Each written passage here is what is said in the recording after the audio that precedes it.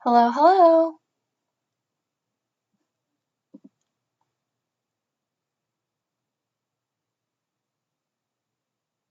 Hello?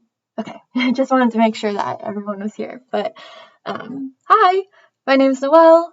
I'm on the ADS team. We're really happy that you can join us today. We're really excited again to have our live stream, and we're going to talk about what's new in Azure Data Factory from March 2022. Woo! Yeah. Thanks, Mark. And Mark will be managing the chat. So, of course, if there's anything that you have questions about or any feedback you'd like to give, please drop it in the chat. We'd love to hear from you. So, let's check out what is new. So, as you might know, we do update our What's New in Azure Data Factory doc. We will link in the video description so you can take a look after the video live stream is posted, or you can check it out now. But we'll update this monthly and let you know what's new month to month. So if you go to this page and check out March 2022, you'll see the updates that we have and what updates per service category. So for data flows, in March 2022, we've made quite a few updates. So now we've got ScriptLines and parameterized linked service support to mapping data flows. Flowlets is now GA, so you should all check that out as well. We've got our change feed connectors available in 5 data flow source transformations. That's actually something we'll be demoing for you today. We've got some data preview and debug improvements, which I can also show you. And we've got the SFTP connector for mapping data flow now. As for data movement, we're now supporting always encrypted for SQL related connectors and the lookup activity under managed VNet. For integration runtime, we've got a new UI layout in the Azure Integration Runtime Creation and Edit page. And for orchestration, we've got the transform data using the script activity, which we've done a few videos on, so hopefully you've seen that and are excited about. And we've also got the web activity timeout improvement. For any of our updates, you can always click Learn More, and it will take you to a description of our updates on our blog. So you can go ahead and read through what the updates are and, of course, make comments. And yeah. It's not just for March 2022. We do have our previous months as well. So you can go back and check out what was new in February, January, and beyond. Does anyone have any questions?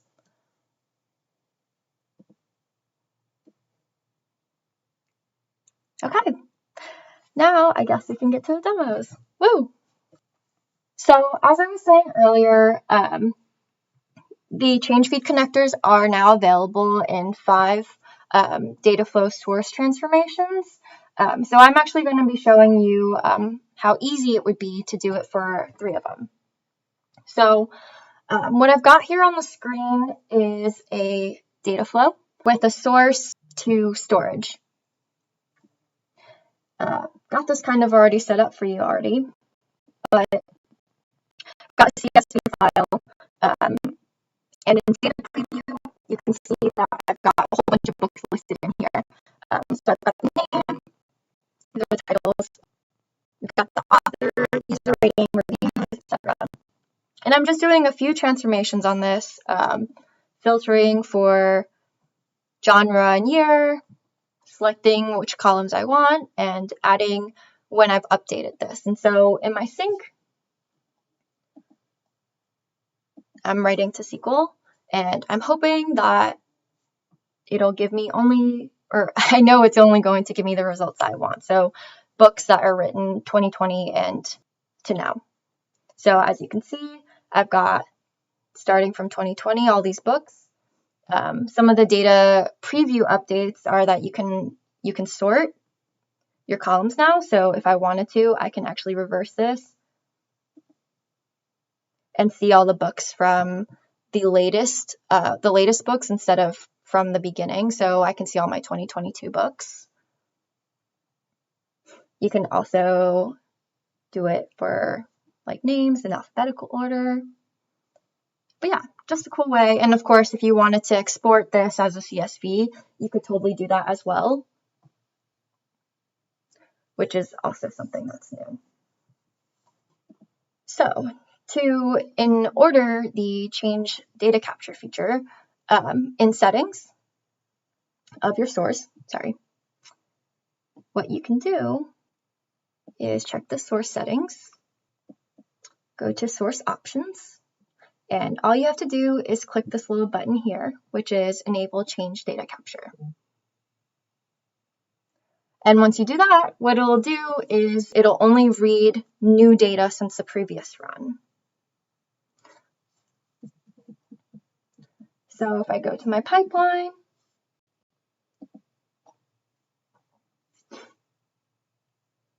all I'm doing is a data flow activity. If I show you what's in SQL already, I do have all my books in here, which we'll show you.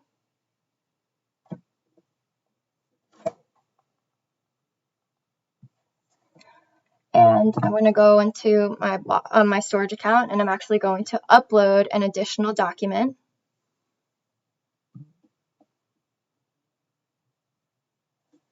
And so when I run my pipeline, what it's going to do is only going to add those additional rows in. So only what's in my blob here, which I can show you. I've got two made up books here. Very cool books by me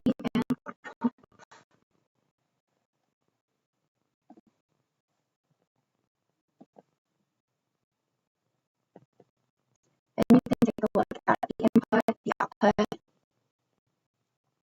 and what it should do. Oops.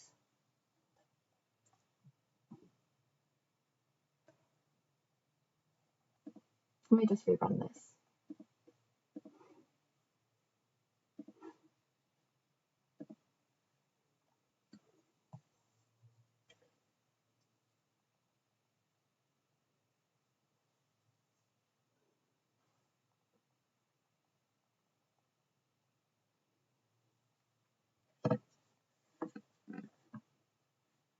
What I can show you also in the meantime is how easy you can do change data capture in Cosmos.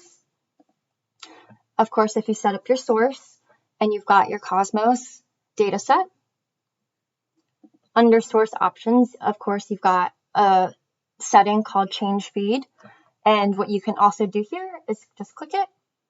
And when you enable it, again, it will only get data from the last time you've run it. So only new data.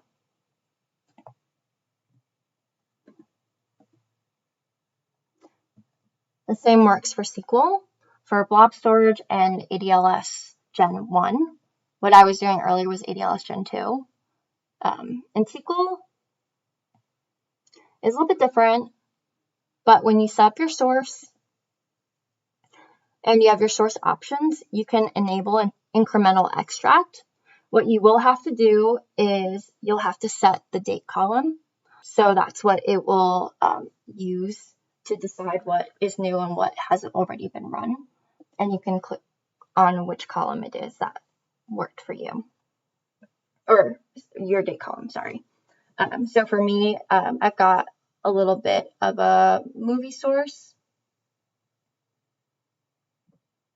So we'll refresh here. I've got a couple of Disney movies in here, Moana and Encanto. And my release date is when the movies were released. And so that's what it's reading off of.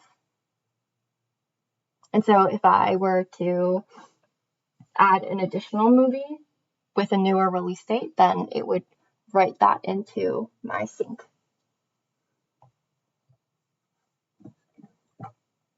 And I can show you.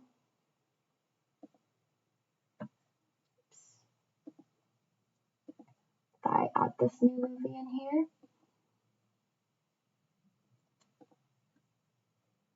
So now what you should see is that I've actually got a new movie.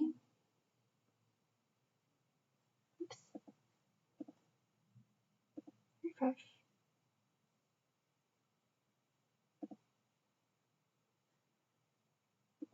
Let me double check.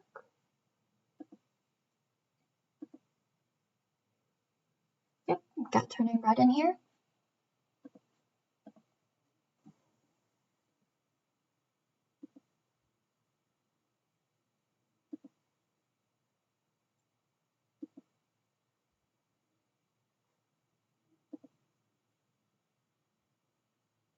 And what you do see here is that it has written that one row into my sync. And that is to be expected because I had just wrote a new row, only one row. And yeah, so success. And then if we wanted to see my sync, I've got 3 movies in here now. So I've got Moana, Turning Red, and Encanto. Cool. Does anyone have any questions, comments?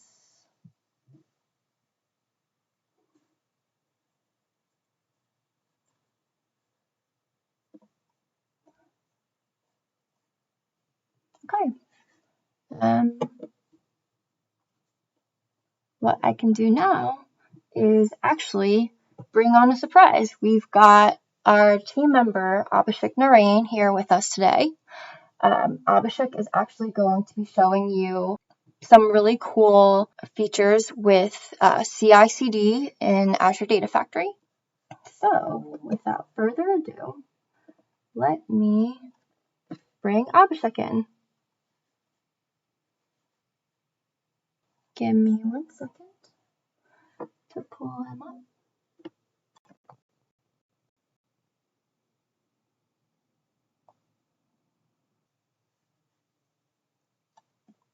Cool.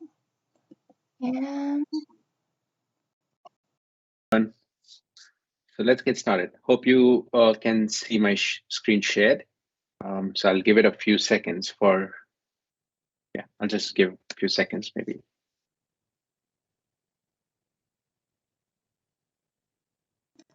Let me just quickly get started with the demos and the agenda that I'll be covering today. So I'll talk about some of the CI/CD best practices. We know how important. And so let's get started now. Sorry, I was just hearing my echo, new to the streaming platform. So today what we will talk about is CI/CD best practices, because we know that data ops is extremely important, especially the release management when you're developing pipelines in a single dev factory. And we'll also talk about some gotchas and some best practices that one should kind of take care of. And then we will get into some of the new small functionalities, but it makes a lot of difference with respect to CI/CD across different factories, the improvements that we are coming out with, and we have recently come out with as well.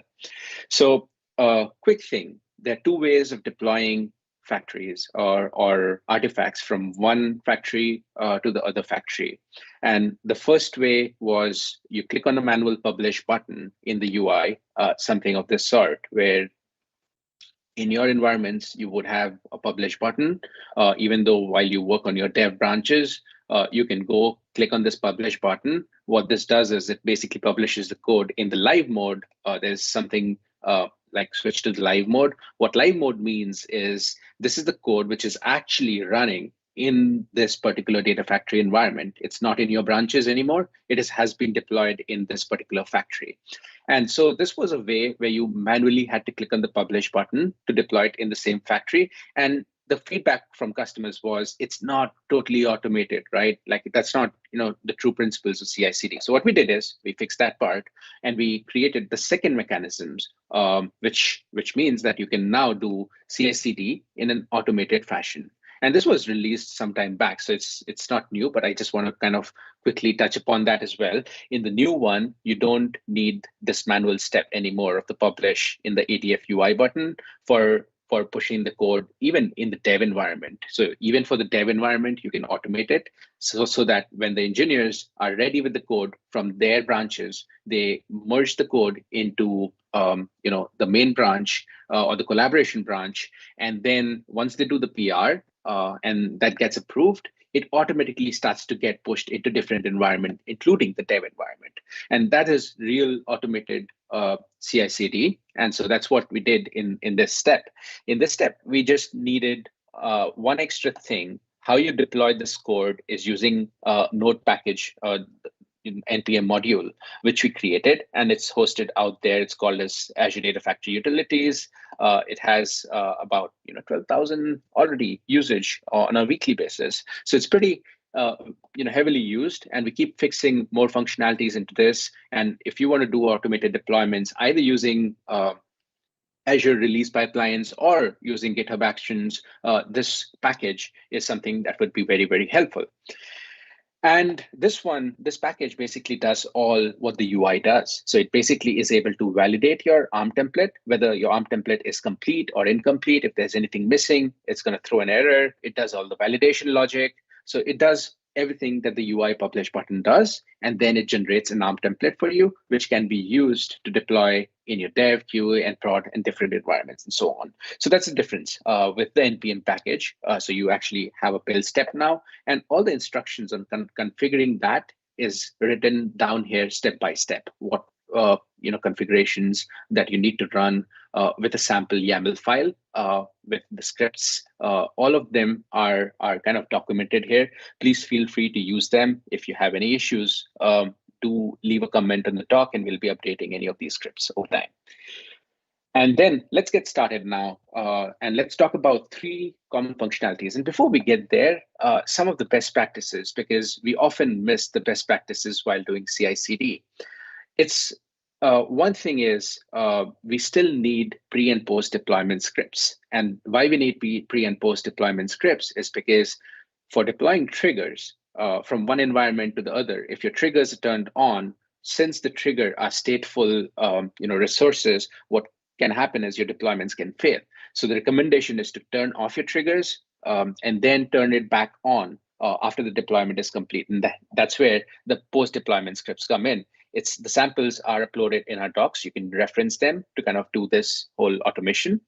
And then a few things which comes up quite often is integration runtime sharing. Like self-hosted IR does the sharing, and you can actually use that particular sharing capability with your CI/CD as well. Our suggestion is to kind of use a separate factory itself, where you set up your shared SHIR and then reference that in dev, QA, and prod.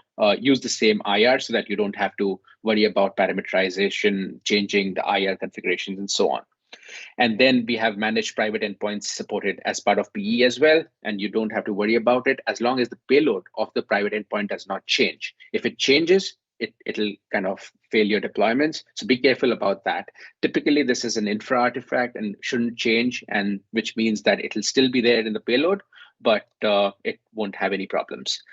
Other suggestion is to put all your credentials in a key vault while doing CI/CD, because that gives you the flexibility of using the references across the different environments without having to encrypt and store credentials in each environments in Data Factory. So please use CI/CD. That will make your CI/CD process much more ease and simple to use. And then people make common mistakes around the naming nomenclature of the resources. We recommend using underscore and dash, in the name so that it does not conflict with ARM constraints and does not cause deployment issues. And with this, let's jump into a quick 2 or 3 different features that we are working on. So I'll start off working with my own feature branch. Let's start with that. And then from here, what I can do is, let's do a small change in the filter in my data flows. I'm going to just change a filter condition from 20, some value, and then save it and do a quick PR. Like, it's a very simple change I did in my data flows. One small feature that we added is ScriptLines. And what this does is, now when I do pull request, merge this code, see that search log data flow is where I updated things, do a create. Now, once this goes for the PR and I merge this, you would see that it's much more simpler and easy to even reference a data flow script, which earlier used to be looking complex. It used to be a single line script, and understanding what change happened, where it happened, was extremely complex. Now you can see this dev made a small change in my filter condition. You can see it's much more humanly readable and correlatable, where you can actually find out the filter conditions, and you can see the green ones are the ones which has been updated, the red ones have been removed.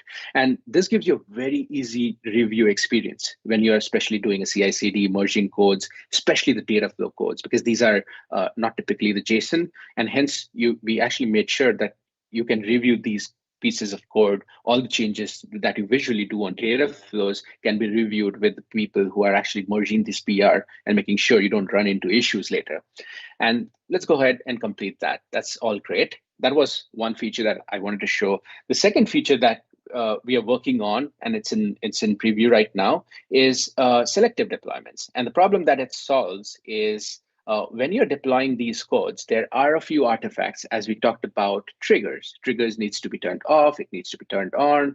How about we decouple trigger deployments, because triggers are typically created once or less often than people create pipelines.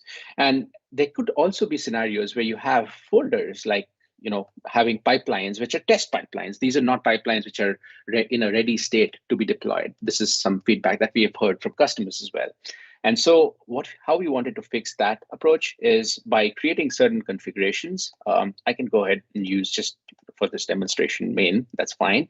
And we can set certain configuration properties here. For example, if I go to the ARM template, you would see a new capability, which will be lighted up shortly, where it says selective deployment. You can go edit that, and you can select an exclusion rule here. I can say I want to exclude triggers, any triggers, or give a specific name to the triggers. I can even go ahead and say I want to exclude pipelines. Why? Because there's a folder called indev, which basically I want to make sure I get rid of. And you can basically select folders in here as well. And I can have a quick rule, say folder, and say in dev.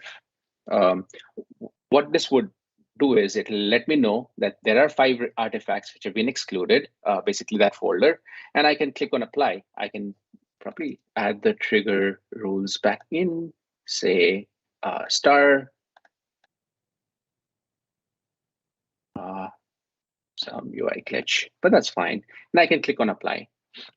Now, what this does is it basically goes and writes this configurations back to my Git branch so that it can be used. These configurations can be used by the NPM package. So we have updated our NPM package, which helps you generate the ARM template.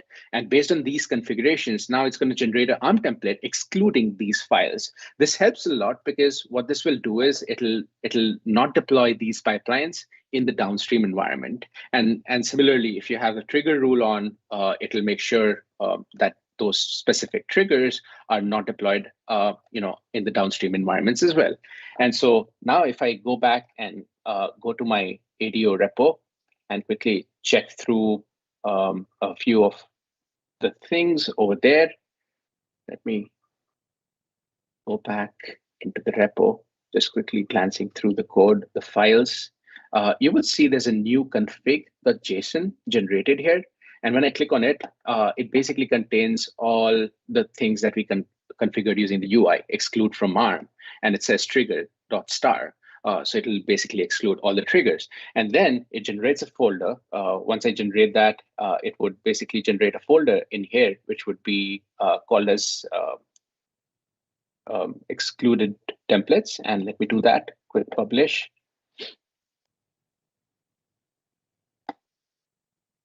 And let's go back in here, click on my branches, the publish branch, to dev. You would see now something called a selective template.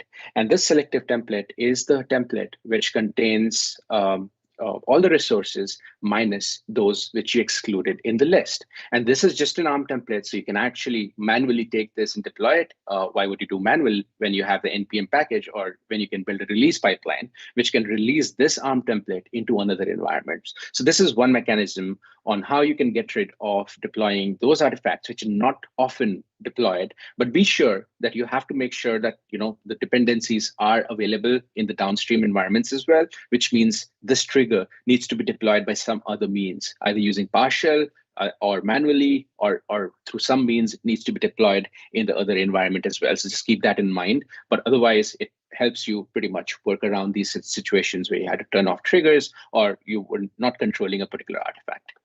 And the final feature which I want to talk about today is inclusion of global parameters in the ARM template. This has been some pain with all the customers doing CI/CD, where we actually gave you an option of saying include an ARM template, and we earlier by default removed it from the ARM template, and the suggestion was to not use exclude it from the ARM template so that it does not overwrite certain properties in the downstream factories or environments where you're deploying it. So this was a bit of an issue for many customers, and we have fixed that, and this fix will roll out quite soon, where now you can actually go ahead and include all your global parameters. And once you do this inclusion in here, we will add a new folder. And this time around, the whole NPM package would be able to deploy your ARM templates, including your global parameters without any issues. So it kind of changes the convention on how we used to have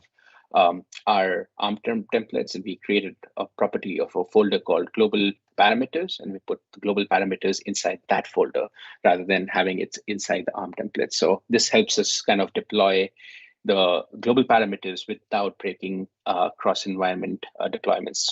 So that's this feature that we added on.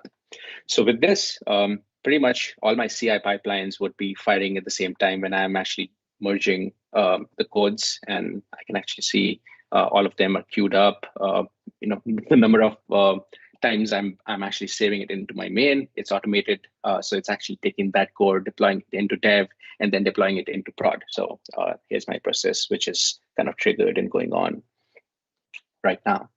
It's queued for the production. I think those were the demos I had. With this, I would hand it back to Noel. Awesome. Thanks, Abhishek. That was so cool to be able to hear from you the best practices and to see a little bit more about how to handle global parameters. And we're just really happy that you were able to join us today and to share your knowledge. Hopefully that was really helpful to everyone, and hope you really like that. If there's anything that you would like to see in next month's live stream, please drop a comment or tweet us on Twitter. We'll drop a link to our Twitter handles. So you can reach out to me, Mark, to Azure Data Factory's account, to Abhishek. Please, we'd love to hear from you. And yeah, and please just, if you found this to be helpful, like and subscribe. Again, we're going to be doing this monthly, so keep an eye out for our next live stream event. We are starting to do some more interactive polls with our community users, so keep an eye out for that on Twitter if you have one. Again, we'd love to hear from you. That's what got us Abhishek this week. Seemed like everyone wanted to hear more about CI/CD. So we'll definitely be doing that a little bit more and get your input and include those into our videos. With that, thank you all for joining. Again, we hope you found this helpful, and we'll see you next month.